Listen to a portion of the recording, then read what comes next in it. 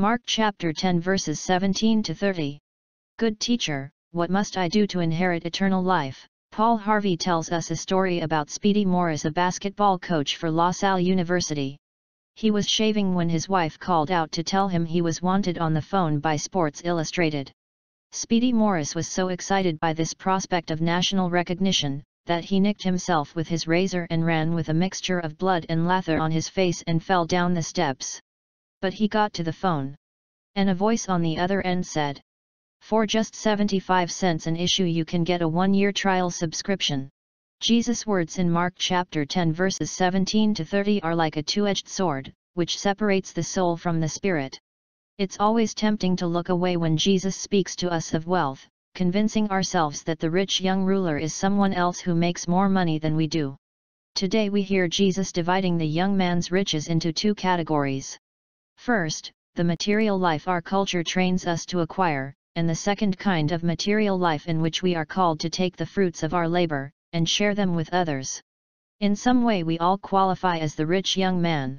Some of us may struggle with providing our families with food, while others struggle to balance their budget as they live in a 10,000 square foot home. In order to understand our wealth, we should spend a few minutes looking at the situation of the homeless, others around the world, and especially at third world countries. Wealth can be viewed as a quantity or a quality. Jesus was not calling the rich young man to abandon the physical world. Instead, he was calling him to move from the materialism of selfishness to a materialism which focuses on meeting the needs of others. In the story Christian Generosity, Edwina Williams tells of an aunt, and uncle who embraced and lived out today's gospel reading. My aunt and uncle were the two most generous people I have ever known.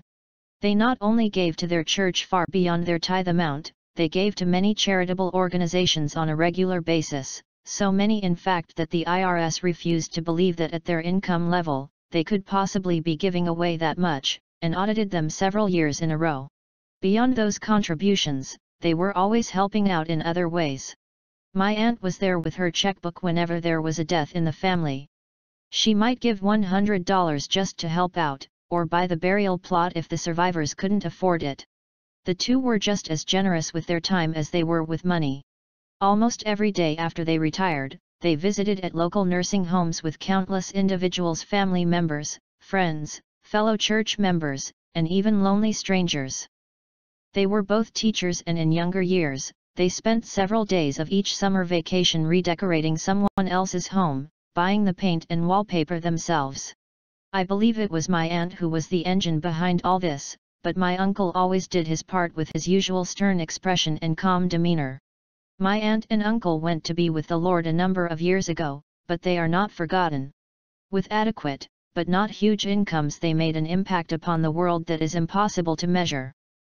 I wonder what the world would be like if there were more people like them. Are you like the rich young man, and prefer to keep what's yours, or are you like Edwina's aunt and uncle, and willing to share yourself and resources with others?